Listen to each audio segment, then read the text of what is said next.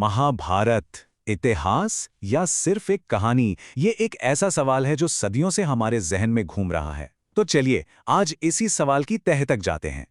जरा सोचिए, 5000 साल पुरानी एक जंग की कहानी, क्या वो सच में हुई होगी? मतलब, क्या ये सचमुच का इतिहास हो सकता है?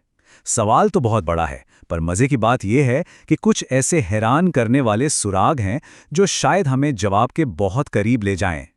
और हमारी ये जो पड़ताल है ना, इसकी शुरुआत होती है एक ऐसे सुराग से जो बिल्कुल किसी फिल्म जैसा लगता है। एक ऐसा सबूत जो हजारों साल तक पानी की गहराइयों में दफन था।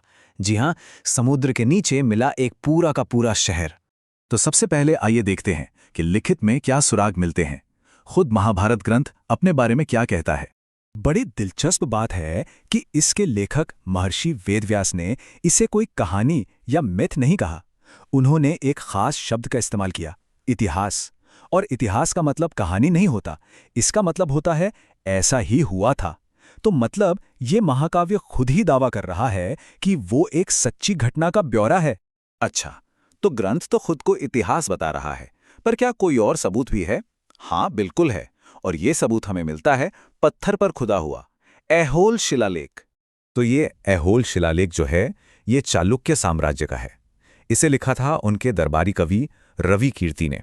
और इसमें साफ साफ लिखा है कि ये शिलालेख महाभारत युद्ध के ठीक 3725 साल बाद लिखा गया। अगर इस हिसाब से पीछे जाएं तो युद्ध का समय निकलता है लगभग 3101 ईसा पूर्व। तो लिखित सबूत तो हो गए, अब आते हैं असली चीज पर, पुरातात्विक सबूत। देखते हैं कि क्या जमीन के नीचे दबी चीजें भी वही कहानी कहती हैं। और यहां हम वापस आते हैं अपने सबसे पहले और सबसे सनसनीखेज सुराग पर। याद है वो डूबा हुआ शहर? पुरातत्वविदों को जो मिला है, माना जाता है कि वो कोई और नहीं बल्कि भगवान कृष्ण का लेजेंडरी शहर द्वारका है। तो हुआ ये कि गुजरात के तट के पास समुद्र में एक पूरा शहर मिला। कमाल की बात यह है कि उसकी बनावट, किले की दीवारें, सब कुछ हरिवंश पुराण में दिए गए द्वारका के वर्णन से हूबहू मेल खाता है। कार्बन डेटिंग से पता चला कि ये खंडहर 3000 से 1500 ईसा पूर्व के बीच के हैं। और इतना ही नहीं, यूनेस्को ने भी इस जगह को प्राचीन द्वारका शहर के तौर पर मान्यता दी है। ठीक है, तो शहर तो मिल गया, लेकिन उस महायुद्ध का क्या उसके भी कोई सबूत है? हाल ही में एक ऐसी खोज हुई है जो हमें सीधे उस जंग के दौर में ले जाती है। सिनौली नाम की जगह पर ASI यानी भारतीय पुरातत्व सर्वेक्षण को 5000 साल पुराने जंगी रथ मिले हैं। और पता है ये जगह कहाँ है? महाभारत के केंद्र हस्तिनापुर से सिर्फ 90 किलोमीटर दूर। ASI ने यह भी कंफर्म किया है कि ये रथ घोड़ों से चलते थे, ठीक वैसे ही जैसे महाभारत में बताया गया है। और सिर्फ रथ ही नहीं, वहां तलवारें और शाही कब्रें भी मिली हैं। तो हमारे पास शहर हैं, जंगी रथ हैं, और अब एक और सबूत है जो महाभारत की पूरी दुनिया को एक धागे में पिरोता है। और ये सुराग छिपा है मिट्टी के बर्तनों में। देखिए, हस्तिनापुर में करीब 3000 ईसा पूर्व के मिट्टी के बर्तन मिले। अब मजेदार बात यह है कि इन बर्तनों पर जो डिजाइन हैं वो पांचाल राज्य में मिलने वाले बर्तनों जैसे हैं।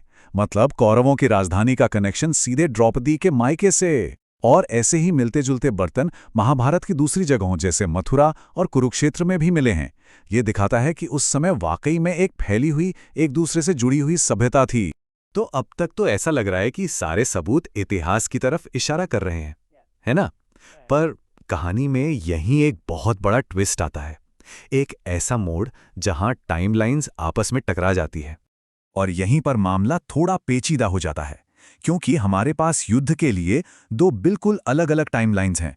एक तरफ अगर महाभारत में दिए गए ज्योतिष के हिसाब से देखें, जैसे अरुंधति वशिष्ठ तारे की एक खास पोजीशन, तो तारीख निकलती है 5561 ईसा पूर्व। वहीं दूसरी तरफ आर्यभट्टा की कैलकुलेशन और जितने भी आर्कियोलॉजिकल सबूत हैं, रथ, बर्तन, द्वारका, वो सब 3000 ईसा पूर्व के आसपास की बात करते हैं। मतलब ये कोई 100-200 साल का नहीं बल्कि हजारों साल का फर्क है। और एक और बड़ी उलझन है। दक्षिण भारत के पुराने संगम साहित्य में एक राजा उदयन चेरल का जिक्र है। कहा जाता है कि उन्होंने महाभारत युद्ध के दौरान दोनों सेनाओं को खाना खिलाया था। पर प्रॉब्लम क्या है? प्रॉब्लम यह है कि इतिहासकार राजा उदयन का समय 1300 ईसा पूर्व के आसपास मानते हैं। ये तो महाभारत की तारीख से लगभग 2800 साल बाद का समय है। ये कैसे हो सकता है? तो एक तरफ सबूत है, दूसरी तरफ विरोधाभास। तो चलिए एक पल के लिए इस इतिहास की बहस से बाहर निकलते हैं और महाभारत को एक बिल्कुल अलग नजरिए से देखने की कोशिश करते हैं। क्या हो अगर महाभारत की लड़ाई किसी कुरुक्षेत्र के मैदान पर नहीं बल्कि हमारे अपने मन के अंदर लड़ी जाती हो? ये एक बहुत ही गहरा विचार है जो इस पूरे महाकाव्य को एक रूपक, एक एलेगोरी की तरह देखता है। इस नजरिए से देखें तो हर किरदार हमारे अंदर की किसी शक्ति का प्रतीक बन जाता है।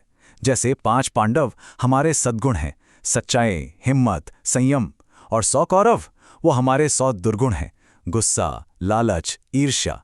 और राजा धृतराष्ट्र वो हमारे मन का वो अंधा हिस्सा है जो अपनी ही बुराइयों को देखने से इनकार कर देता है।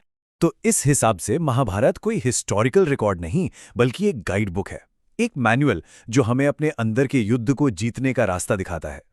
तो फिर आखिरी फैसला क्या है? चलिए देखते हैं कि ये सब मिलाकर क्या तस्वीर बनती है। तो इतने सारे सबूत, अलग अलग थ्योरी, इन सब को देखने के बाद हम वापस उसी सवाल पर आते हैं, आखिर महाभारत है क्या?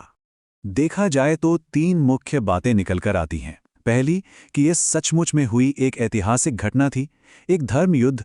हो सकता है कि उसमें चमत्कारिक बातें बाद में जोड़ी गई हों। दूसरी संभावना कि ये पूरी तरह से एक नैतिक कहानी है, एक रूपक जिसे समाज को सही गलत सिखाने के लिए रचा गया। और तीसरी और शायद सबसे दिलचस्प संभावना कि ये दोनों का मिश्रण है, यानी कहानी की जड़ें एक असली युद्ध में हैं, लेकिन उसे समय के साथ महान सबक सिखाने के लिए रूपकों से सजा दिया गया। तो आखिर में चाहे इसे इतिहास माने या एक रूपक, एक बात तो तय है, इंसान के अपने संघर्ष, नैतिकता और धर्म को लेकर जो सबक इसमें हैं, वो आज भी उतने ही सच हैं। और ये हमें एक सवाल पर लाकर छोड़ देता है, ज़्यादा ज़रूरी क्या है, कहानी का सच होना या कहानी से मिलने वाला सच?